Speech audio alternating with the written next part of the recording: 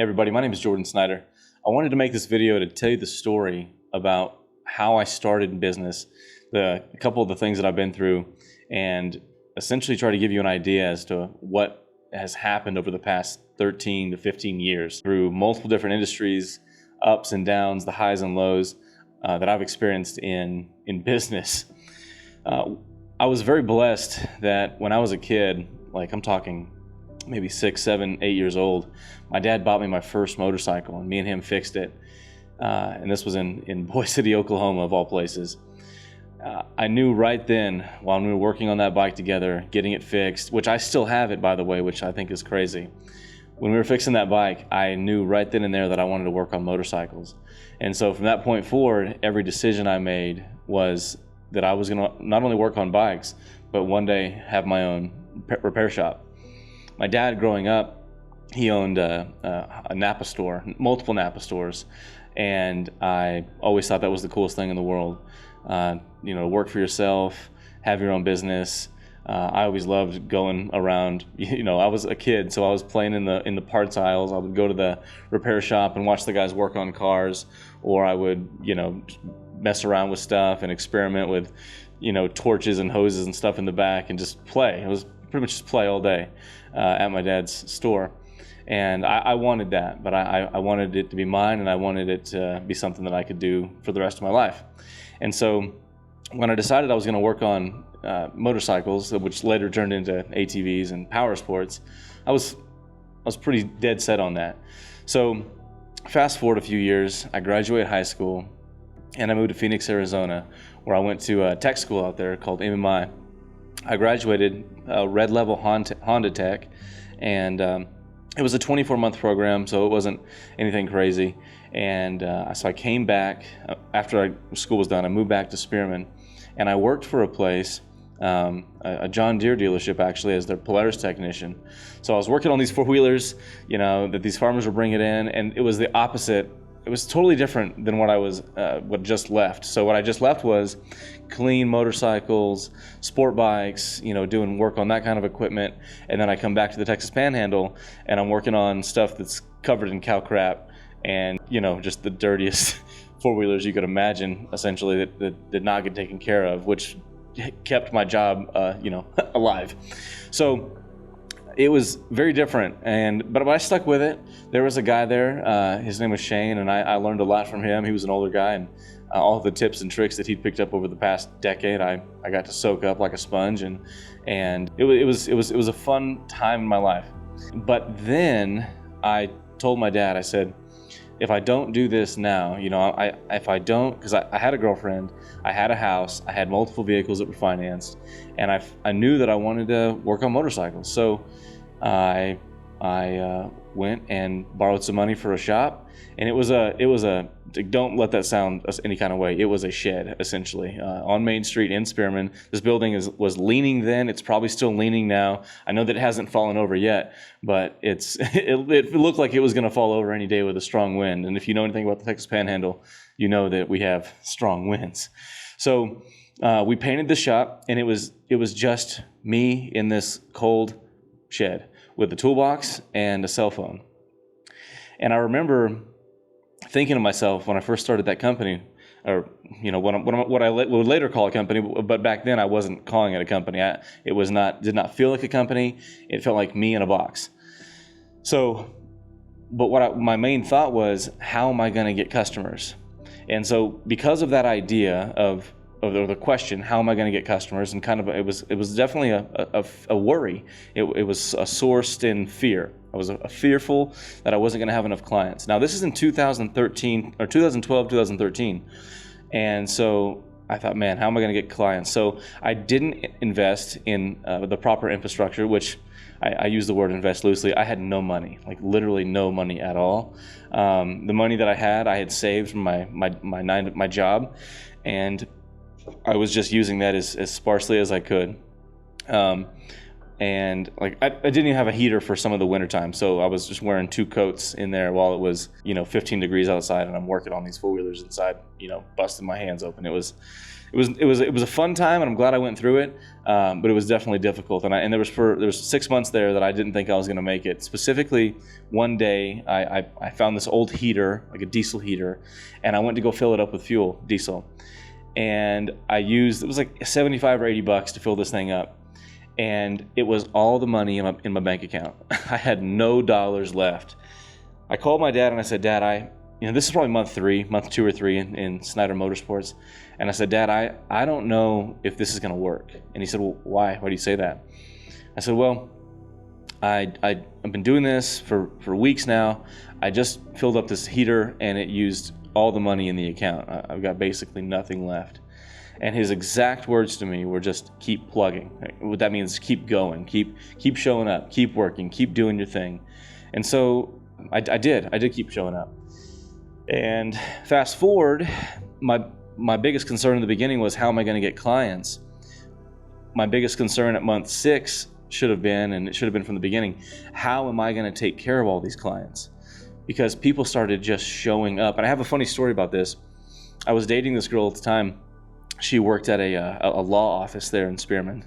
And it's been 13, 14 years now, so it's totally fine. But she worked at this law office, and I had the bright idea, hey, what if I sent out a mailer to local people and introduced myself via letter and told them exactly what we did and how we do it. And so I did. I typed up this thing. It was like a page long. And she's like, hey, well, I have access to, this customer, these list of addresses and names and stuff. We can use that and, make the labels and print them out, and we can mail to all these people.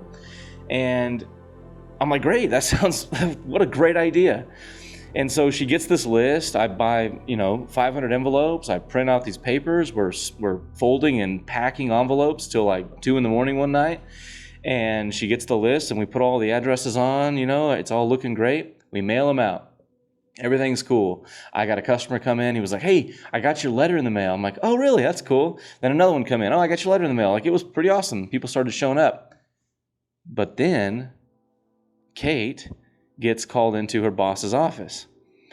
And he says, did you use our client list to mail things to people for your boyfriend's shop? And she says, yes, I did. And she got fired. So it turns out it's not the best idea to use law office documentation to send out a mailer. The way that anybody found out about that is one individual client of the law firm had a one address they used for all law communication so that no one else would see it or whatever. It's just them. It was a P.O. box. And in that specific P.O. box, they received a letter from me introducing Snyder Motorsports as their local ATV shop. And it brought the question of, how in the world did you get my name and address and send me this letter? So that's how that kind of cascaded, and she lost her job. And it wasn't that big of a deal, but it was, looking back on it, very funny. So that's just some of the things that you do in the beginning that you're like, sound like a great idea, but actually aren't. So anyway, funny story. But people started showing up, like a lot of people. So many people showed up with ATVs that needed fixed. I had to build an additional little fence on the side so I could store these four-wheelers because I couldn't fit them inside. And then my outside fence area was packed, and then my inside area was packed. So every morning I'm moving out 10 or 15 units out of the shop just so I can move around and work. And at the time, I wasn't a dealer for anything. I wasn't a dealer for Polaris or Can-Am or Arctic Cat. I was using websites like cheapcycleparts.com, Rocky Mountain ATV, eBay, ordering these parts online if I could find them to fix these four-wheelers. So I had no dealer accounts. I had no margin on my parts. It was really just my labor. And everything was handwritten. So every single ticket was handwritten on a paper RO, which I still have a box of somewhere. It was just hilarious that everything was handwritten down. It was so funny. And it goes back to my point of, if you don't prepare to grow, then you're gonna struggle in the future. So that little hesitation that I had in the beginning about wondering how am I gonna take care of all get clients caused a delay that I felt for years afterwards, because I played catch up for at least 3 years after we purchased our first Lightspeed system and started actually tracking customer data and gathering names and emails, and it was a huge mess. So I always recommend that if you start a business, to always start and invest at least a few $1,000s into a proper, customer, it's like a CRM, like some kind of database so you can track your customers. So for about a year, I worked out of this shop, and then I was able to finally hire my first employee ever. And I thought it was so funny when he referred to it as a company, because it was literally just two guys in a shed. And I went from the guy that was doing all the work and writing all the tickets and finding all the customers to a guy that was just essentially cleaning up after another person. And I thought it was the oddest thing in the world that he was doing the work, like the actual mechanic work, and I was his janitor, is what it felt like. I was cleaning the shop. I was picking up the paper towels. I was throwing the trash. I was cleaning the windows. I was talking to the customers while he was in the back doing the work. And it's like, well, I wanted to, my passion is to fix things. I want to fix the four-wheelers. And it honestly took me a few months to get over that. I never really said anything about it. I didn't say anything at all, because I'm like, okay, this is kind of how this works, I guess. I'm just the janitor now. I clean messes up. And I haven't stopped being a janitor ever since. So it's part of it. You can't turn every bolt. My CPA told me that at the time. Jordan can't turn every bolt, can't turn every wrench, can't fix every machine, can't sell every unit.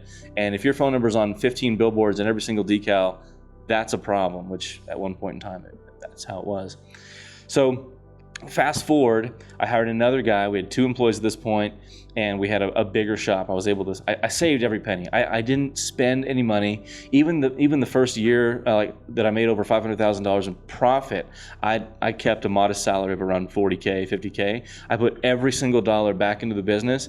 We bought another building, and it was just a much larger shop, much more room, several more bays to work, and it was in a way better location right there in Spearman.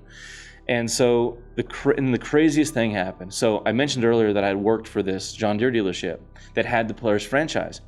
And at the time, it was owned by an individual named Mike Cudd. Phenomenal guy, phenomenal family.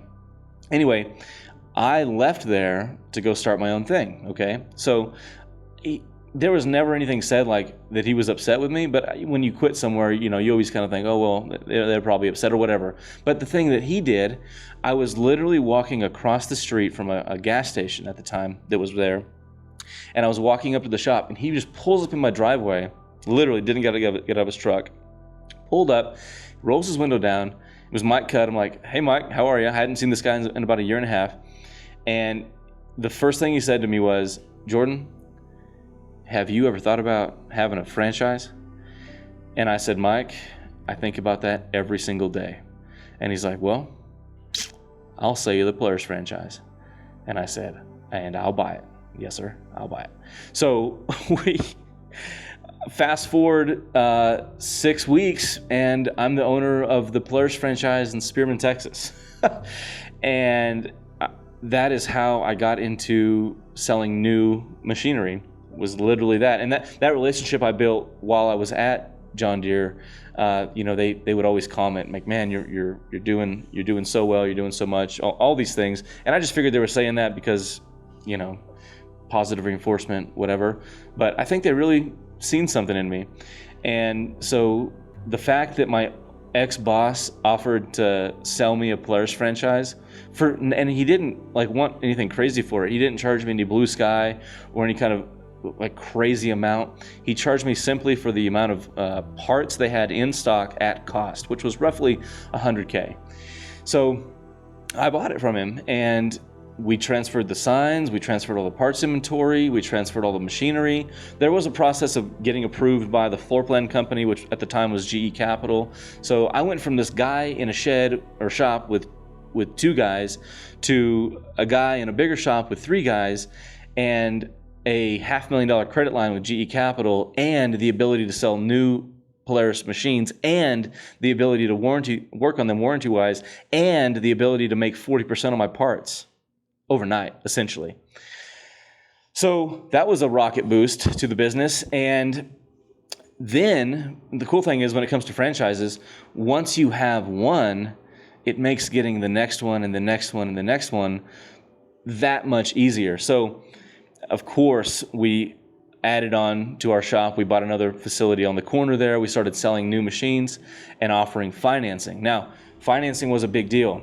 So we essentially took our net revenue, our gross revenue, from about 2 million annually to 8 million the next year. This is with the new dealership, and then it ramped up to 10 and then to 12 million annually. I think 13 it was our highest year ever, and that was with BRP, which is Can-Am, Arctic Cat, and Yamaha. And I remember feeling I thought it was easy. I questioned. I said, at the time, you got to put yourself in my shoes. I was 24 years old. I had, at that time, 24. I had 15 employees, OEM lines for multiple brand new OEMs, and we were doing revenue in the 8 figures annually. And my question was, why do people believe that business is so difficult? Because I'm this 24-year-old kid that just had a little bit of get up and go to him, and here we are doing in the tens of millions of dollars. And I never, that still hasn't reconciled with me yet, as to why anyone would ever complain or say that things are hard. It's more like they don't want to do the hard work, and also they don't want to be embarrassed for a while, because everybody told me, like, you're working on four-wheelers, why don't you get a real degree? Why don't you go to college and get an actual, you're going to be a mechanic? Seriously? You're smarter than that, Jordan. Those are the things I would hear all the time. But the thing is with other people is they never can see your vision. Whatever your vision is, I promise you that most people don't see it at all, because they don't have a vision.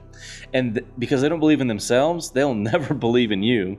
And for you to put yourself in that position where you let someone that doesn't believe in your vision, let alone have their own vision, to dictate what you do, I just couldn't. I never did. I never could allow myself to be that, or to allow that to affect me. So I listened to him, I nodded my head, yeah, and then I went in and did what I was going to do anyway, which was build a phenomenal brand and business.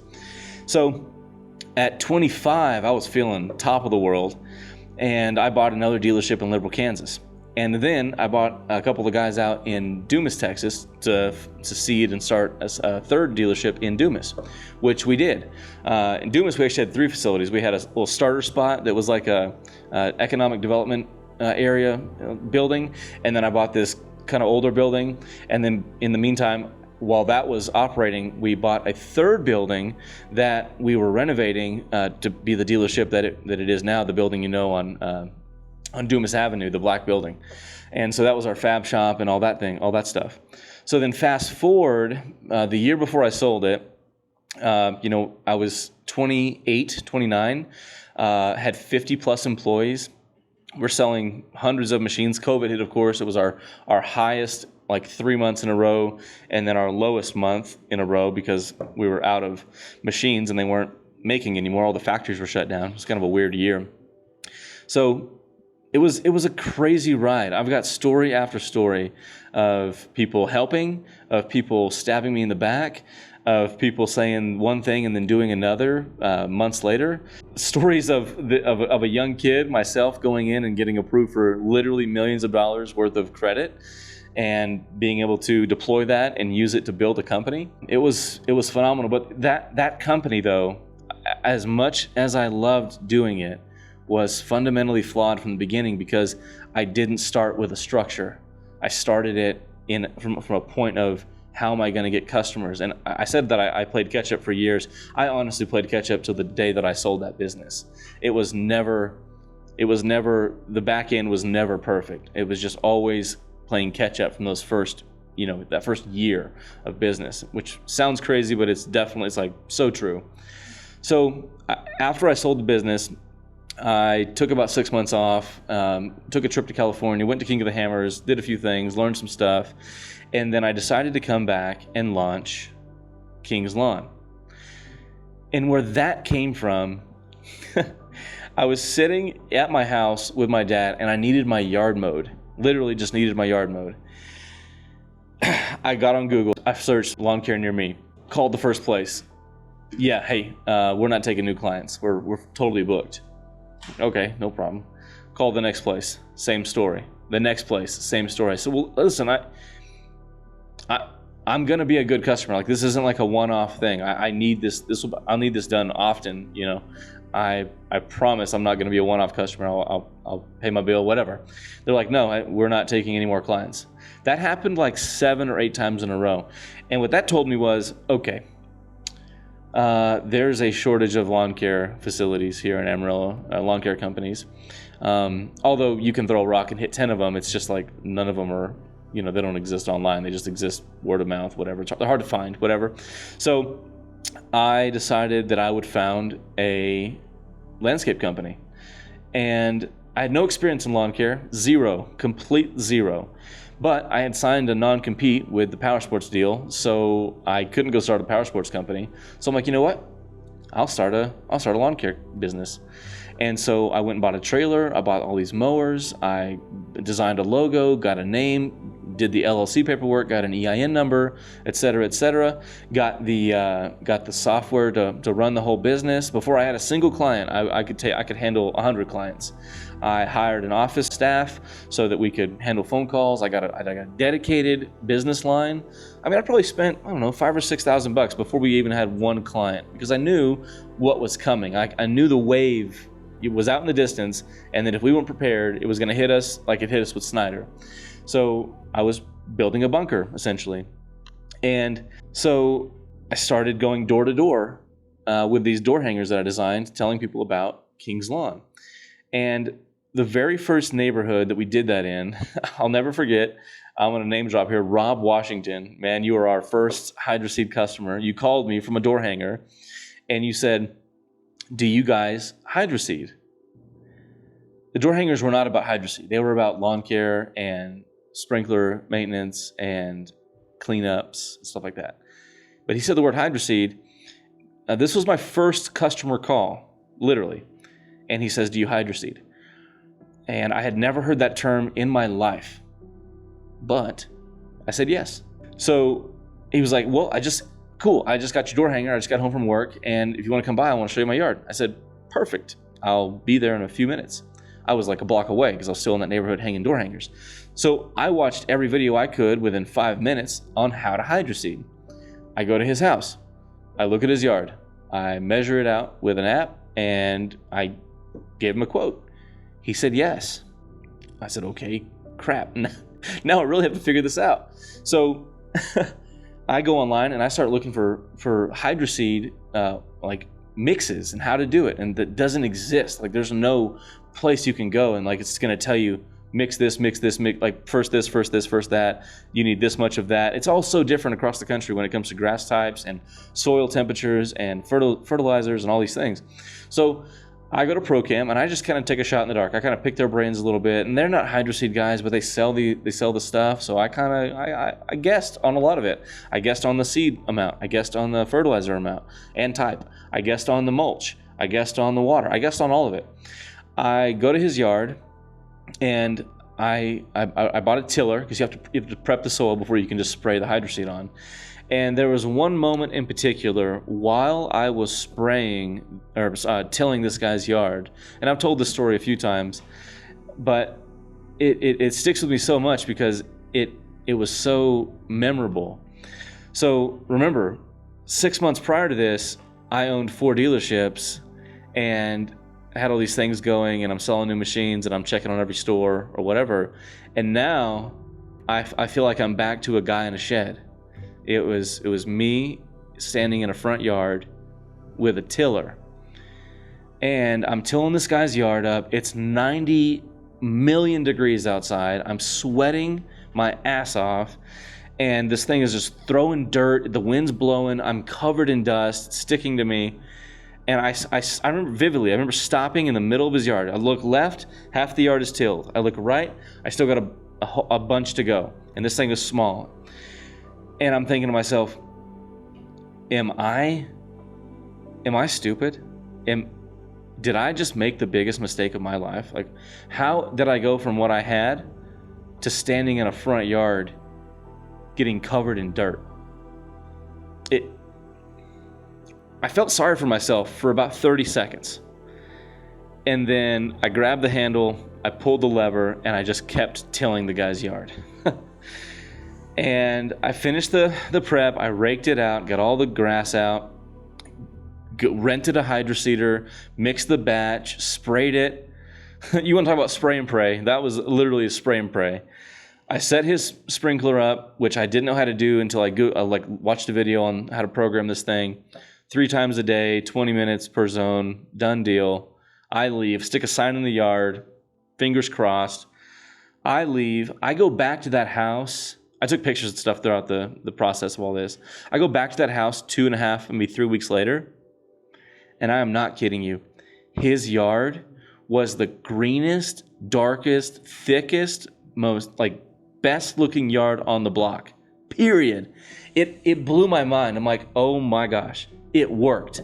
It worked. I could not believe it.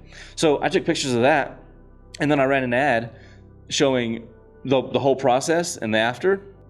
And it was just hydroseed call after hydroseed call after hydroseed call for this work. And so we became known, King's Lawn became known as the hydroseed guys. We got with the biggest hydroseeder in town. And then funny story, I had this driver. So this was back when it was just me. I had this driver, and the only reason I have this driver is because she was an Uber driver, and I used to live out at River Falls, which is an area around here that's kind of way far out that people usually wouldn't go, like Uber and all that stuff, Lyft. But she did. She called me. She was like, hey, I'm at the gate. I need the code. I'm like, well, I'm not giving you my code, but I'll meet you at the gate. Open it up, and you can follow me in. She follows us into the barn door. She's like, I've never had anybody bring me into their neighborhood before. I'm like, well, welcome to River Falls. And so I get her number, because I'm like, hey, can I contact you directly instead of using Uber, because everybody else usually just cancels on us when we need a ride out here. She's like, yeah, it's fine. So we started using this lady pretty often, every couple of weeks, where I'm seeing Rhonda and she's taking us to dinner or whatever. And so then we moved to Greyhawk, and we want to go out to dinner. So I call Rhonda. So Rhonda comes and we hop in the car, and she's like, hey, what's that? She sees my trailer for King's Lawn, and I'm like, oh, it's this new landscape company that I'm starting. And she's like, really? I'm like, yeah, pretty cool. She's like, my son-in-law is a landscaper. He's actually been working for a company now for 10 years, but he wants to start his own landscape company. I'm like, really? Well, what's his number? Give me his number. So she gives me the number. His name's Joey Martinez, and we went to dinner, and the next day or two go by, and so I text him hey man, this is Jordan Snyder. Would love to meet with you. And so we did meet, and I give him crap all the time, because when we first met, we met at Palace Coffee, and this dude comes in with slick back hair, and he has this briefcase with him. He's looking all proper. He does not normally dress like that. And it was just hilarious. I give him crap. But anyway, so we talked, and the day that we met, he actually just got his LLC paperwork from the state. But I'm like, okay, that's cool, man, but how about you just keep all that, and then you partner with me, and we launch King's Lawn together, or do King's Lawn together. And he's like, man, I don't know, that's a big ask, because I just got all this set up. He's like, let me talk to my wife. I'll get back to you. I'm like, cool, well, sounds good. What are you guys doing Sunday? And so, let's have lunch. And he's like, all right, yeah, we can do that. So this is on a Tuesday. So fast forward to Sunday, everybody's there. It was him, his brother, his brother's wife, his kids, me, my girlfriend, and we all had lunch. And just ironically, on a side note, the lunch we had that I made that day when we set up King's Lawn and shook hands and agreed was Sticky Chicky. I made that meal all the time, usually on Sundays. And so we agreed to terms and shook hands. By Wednesday or Thursday the next week, my lawyer had everything drafted and written up.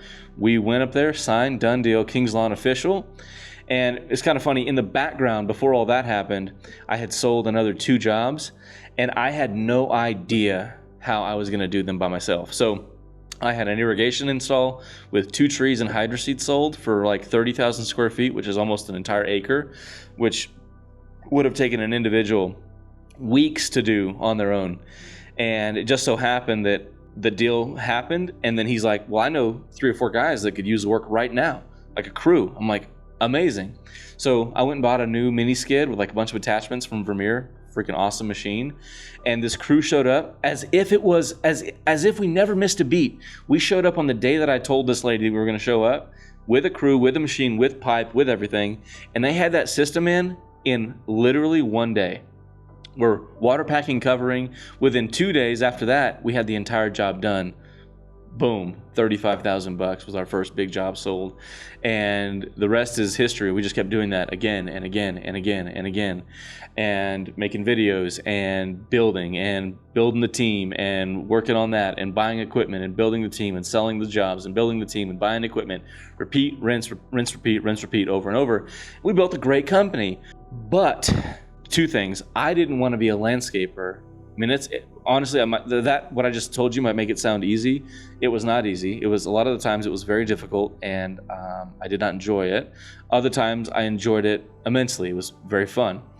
But I didn't want to be a landscaper at the end of the day. Joey did. His dream was to have his own landscape company for a while. It was like my dream is having a power sport dealership, whatever. So, and I had another idea that was brewing in the background that I wanted to pursue, but I couldn't with King's Lawn existing in my space. So we grew the company, and I said, hey man, I will sell you my equity. So he agreed, and I did, and he did, and so I sold him the percentage, and now Joey owns King's Lawn. And I went off to start a little thing you might know called Sticky Chicky. So that venture, I was sitting in my driveway. A lot of these things originate either in the hot tub or my driveway. So you'll notice that these ideas, they just come out of the ether, it seems like. But I told my dad, I said, why don't we start a restaurant that just sells these 3 items? And he had no hesitation, zero. Like the other 3 or 4 people that I told about this idea initially, they were like, 3 or 4? You're only gonna sell 2 things with sauce? I'm like, yeah. But when I told my dad about it, he immediately said, let's do it. I said, okay, let's go. So we started working on designs. He found a spot. We built the interior out, renovated the whole thing. There's videos you can watch on that. And we launched, and it was just an overwhelming response by the public to this product. Which we obsessed over when it comes to the quality and the freshness and the taste and all these things. I mean, you have to obsess over the details, and but just make sure there's as few number of details as possible. But the ones that you do have, just obsess over them to make them perfect, or as close to perfect as possible, and you're going to have a great product. And through the course of building that and hiring these new people, and essentially going off into this new industry, we were able to build a culture that was very attractive. People loved to work there. People felt a certain kind of way. I'm going to use the word vibe when they walked in. They could feel the smiles. They could feel the energy from the people working, and it was like experiencing magic. I've been fortunate enough to where I have literally been able to walk into what once was an idea on multiple occasions. And what I mean by that is, literally that is these things that once only existed in my mind as an idea or a thought or like a vision, if you will.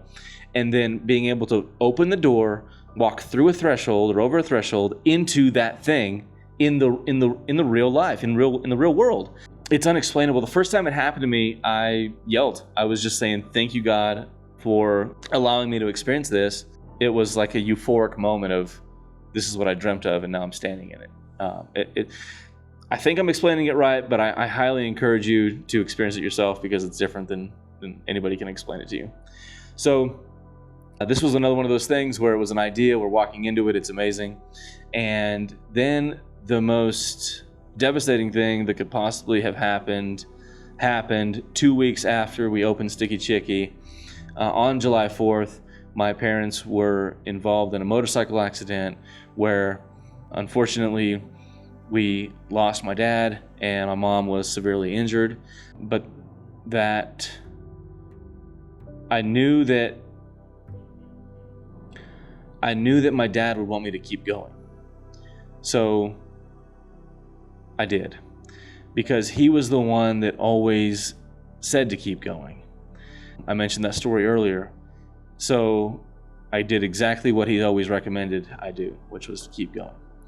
And so we didn't close, we didn't stop, we kept moving. It just so happens that I was looking for location number 2 a few months later, and through a mutual friend, a broker here in town, I was introduced to who are now my business partners in Sticky, Brad and Ian.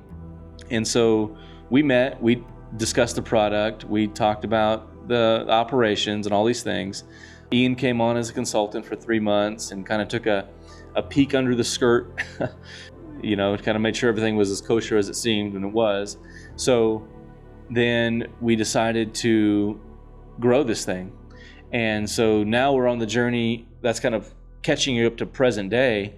We are in the midst of growing what will be, in my opinion, one of the largest brands in the country in a few years. So I'm very excited about that. And I'm glad that you guys are here to experience this journey. Where I'm sitting now, as a side note, throughout growing Sticky, I had always, and Snyder and Kings and all these things, I always had a desire to be healthier, to be more fit, because I felt like I was, when it came to business and making decisions and working, that I was extremely fit. But when it came to my body, I was eating cheeseburgers and not doing anything. So I was very sedimentary in that regard, but always moving around, but never actually working out and trying to improve my physical, body. And I met a guy who embodied what I wanted to be, which was to change my physical appearance and my strength and my attributes there. And his name was Casey Cavanis. And so I hired him as a trainer. I trained with him for 9 months. I lost 45 pounds of body fat, gained significant amounts of muscle, like 20 pounds, and have never felt better about myself ever, literally ever. I've never felt as good about myself now as I do right now. And so I said, man, this needs to exist. This needs to be a thing that people can be a part of and have and just, buy the program. So we launched Apex Nutrition and Coaching, which is an all-inclusive meals and training program that gets you the results like I've experienced and that we've experienced for our clients and that they've experienced. And it's incredible. So I'm sitting in the Apex studios right now talking to you, and it has helped me so much. So I really believe in what we're doing here. So that's kind of a very short, condensed version of the past 15 years. There are so many instances of highs that are beyond my wildest dreams that I still think about. There are instances of lows where I didn't want to wake up the next day and go in because I knew what I was about to encounter. So those things happen, though. I mean, there's no way that you can do anything at that level and always be happy all the time. And don't even ask me to define what happiness actually is.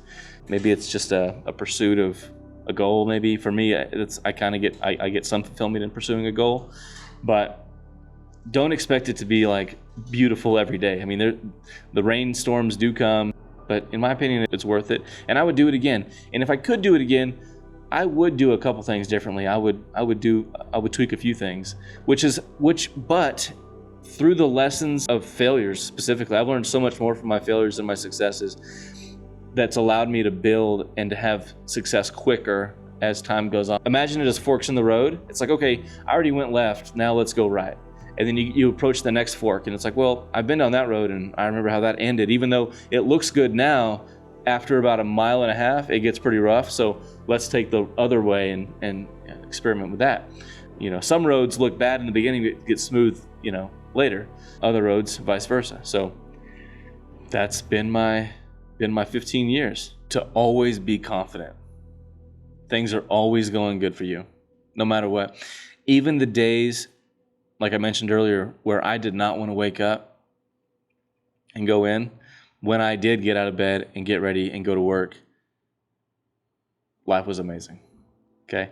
I never let anyone see that I was scared or hurting, which now I look back and I'm thinking, well, maybe I should have, but at the time I didn't. I don't know if they teach this or not, but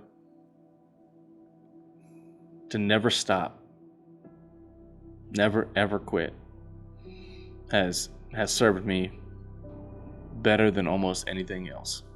To never stop, to show up when I didn't feel like showing up, and to never stop pursuing what I wanted. Ultimately is freedom, but sometimes you become trapped by that pursuit. Well, to be totally clear, business is simple, but it's far from easy. It's not the same. It is simple, and it is one of the most difficult things you'll ever do if you do it. Which is why most businesses don't succeed or work. Because ultimately, one day comes where the owner just stops showing up. And that doesn't have to be not like physically. They might be there physically. When I say show up, though, I mean show up mentally, mainly. I mean physically, yeah, but you can show up physically somewhere for years and never truly be there wholeheartedly in your mind, because you have to believe in your heart, through your entire body, that even though everything says it's not going to work, that it is going to work. Now, that in some cases that's easier said than done. At the end of the day, you do have to eat, and you've got to sustain yourself. But there has definitely been times where I thought or felt like for sure, or just the signs were saying it's not going to work, and I kept seeing it through, and it did work. I think people, whenever they are experiencing any level of success, forget that sometimes, that it didn't just happen overnight, and that they did endure some level of fear for likely a very long time, which I think you should talk about, because it's as real as the success is, and just as necessary. Not to say that some people don't get lucky. Okay, there are certain things where people do get lucky, and I've got to go through that. But for the most part, if you're successful, you went through some level of self-doubt, or just a thought that you weren't going to make it.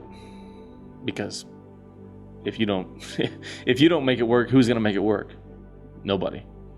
It takes a certain kind of crazy. Yeah. Every person's not cut out to be an entrepreneur. Period.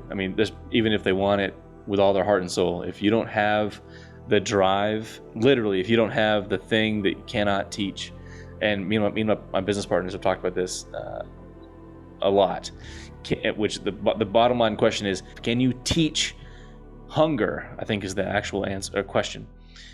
I personally do not think you can teach hunger. Now, prove me wrong. Give me an example as to where you've actually seen someone learn to be hungry. Use hunger in a way of talking about actual food and sustenance.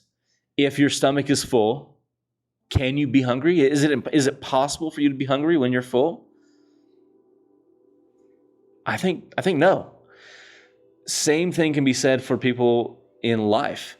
If they're not actually hungry, if they're full, if they believe there is no more to be had because their stomachs are satisfied, their minds are satisfied, their life is satisfied, whatever, there can be no hunger there. So, and I'm not saying it's a good or bad thing to always be hungry. I view it as a whole. I've hit certain levels of success that I thought were going to be satisfactory, and only to find out the more I knew I didn't know, which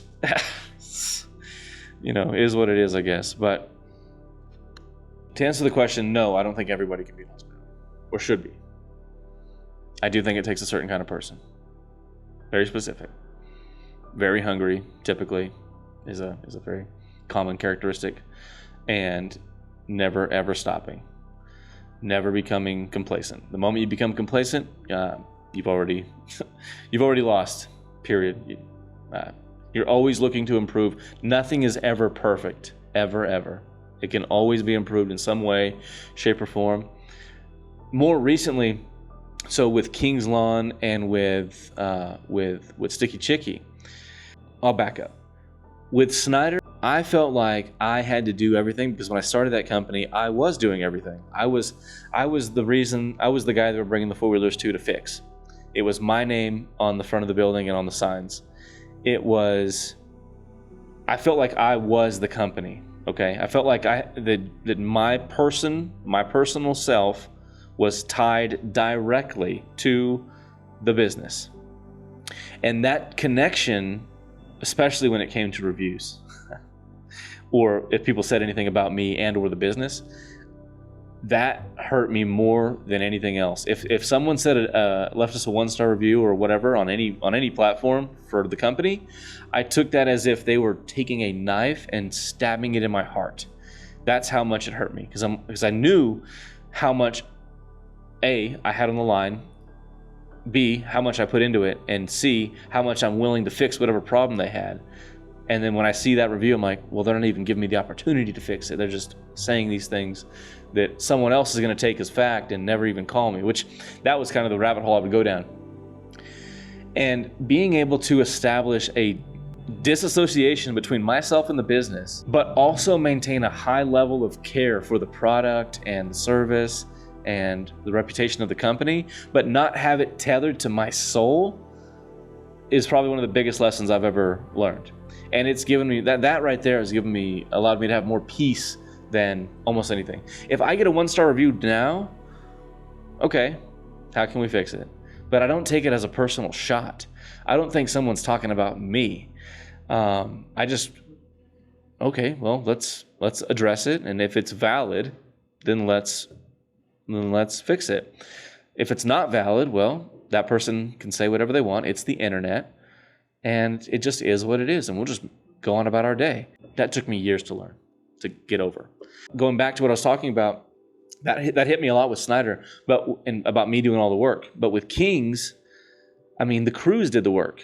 I sold the jobs, and Joey sold the jobs, and we talked to the customers and made sure the things were complete. We collected the checks, but we weren't out there digging the holes and laying the glue in the pipe and running the wire. We weren't out doing all that. We were working on the business, not in the business, okay, if that makes any sense. And I'm not to say that you don't have to work on the business in the beginning, especially in the beginning. I'll give you the example of me out there tilling that guy's yard. Like there's a point in time where you have to work in the business. It's unavoidable, but in the future, you can build systems and teams that do the work for you as you guide the ship, so to speak.